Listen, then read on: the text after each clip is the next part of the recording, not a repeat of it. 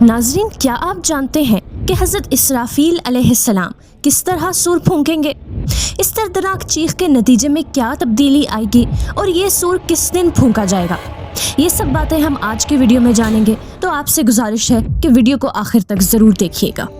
ناظرین، ایک شخص نے دریافت کیا کہ یا رسول اللہ صلی اللہ علیہ وآلہ وسلم، مجھے بتائیے کہ سور کیا ہے؟ حضور نبی کریم صلی اللہ علیہ وآلہ وسلم نے ارشاد فرمایا کہ سور ایک سینگ ہے جس میں پھونک مار دی جائے گی۔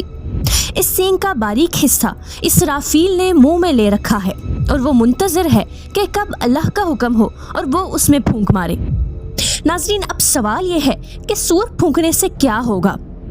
ناظرین، حضرت اسرافیل علیہ السلام 2 مرتبہ سور پھونکیں گے۔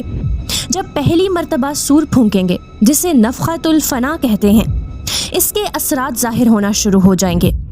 یہ ایک دل دہلا دینے والی کڑک چیخ ہوگی، جس کے بعد زلزلہ آئے گا۔ اس زلزلے کے ابتدائی جھٹکوں سے ہی دہشت زدہ ہو کر دودھ پلانے والی مائیں اپنے دودھ پیتے بچوں کو بھی بھول جائیں گی۔ بڑے سے بڑے محلات اور عمارات بھی زمین بوس ہو جائیں گی۔ اس چیخ اور زلزلے کی شدت وقت کے ساتھ ساتھ بڑھتی چلی جائے گی، جس سے تمام انسان اور جانور مرنا شروع ہو جائیں گے، یہاں تک کہ زمین و آسمان میں کوئی بھی جاندار زندہ نہ بچے گا۔ کائنات کی ہر شے فنا ہو جائے گی۔ قرآن مجید میں مختلف مقامات پر ان ہولناک مناظر کو بیان کیا گیا ہے، جس طرح سورہ الزلزال میں ارشاد ہوتا ہے کہ جب زمین ہلا دی جائے گی جس طرح اس کو ہلانا ہے۔ ناظرین، پہلے سور کے پھونکے جانے کے بعد کائنات کی ہر شے فنا ہو جائے گی۔ سورہ قیامت سے آسمان کی کھال بھی کھینچ لی جائے گی اور یہ سرخ کھال کی طرح نظر آنے لگے گا۔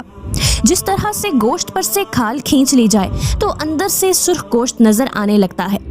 سورہ رحمان میں ارشاد فرمایا گیا کہ پس یاد رکھو اس وقت کو کہ جب آسمان پھٹ کر کھال کی مانند سرخ ہو جائے گا۔ اس دن یہ آسمان جو آج نہایت ہی مستحکم ہے، اس طرح کھول دیا جائے گا کہ اس میں ہر طرف دروازے ہی دروازے نظر آئیں گے۔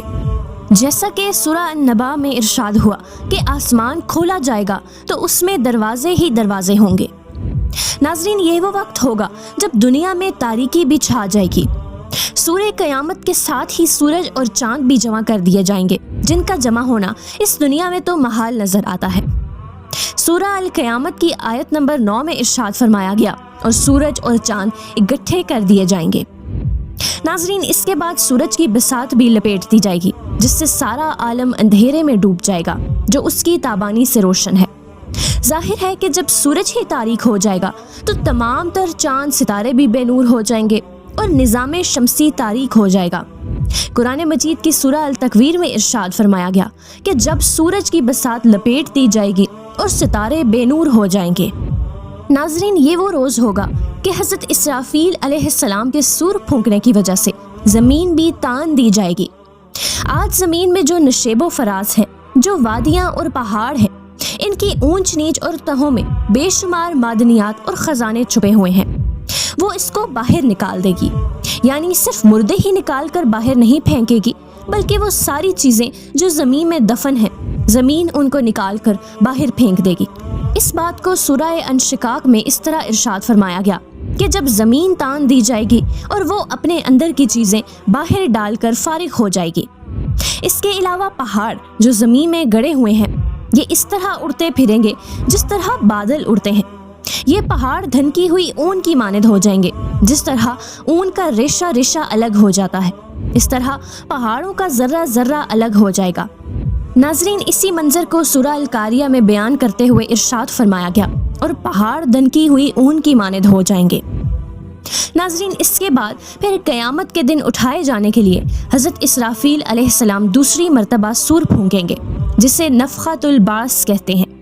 اس کے بعد ساری روحیں اپنے اجسام میں منتقل ہو جائیں گی۔ ناظرین، ہمارے پیارے نبی حضرت محمد مصطفیٰ صلی اللہ علیہ وآلہ وسلم نے ارشاد فرمایا کہ تمہارے دنوں میں جمعہ افضل ترین دن ہے، اس میں سور پھونکا جائے گا اور اسی میں پکڑ ہوگی۔ ایک بار سور پھونکنے کے بعد دوسری مرتبہ سور 40 سال بعد پھونکا جائے گا، جیسا کہ حضرت سیدنا ابو ہریرہ رضی اللہ تعالیٰ عنہ سے روایت ہے کہ نبی کریم صلی اللہ علیہ وآلہ وسلم نے فرمایا کہ 2 نفخوں کی درمیانی مدت 40 سال ہے۔ اللہ پاک سے دعا ہے کہ اللہ ہمیں حق پر مرنا اور حق پر ہی دوبارہ اٹھائے جانا نصیب کرے۔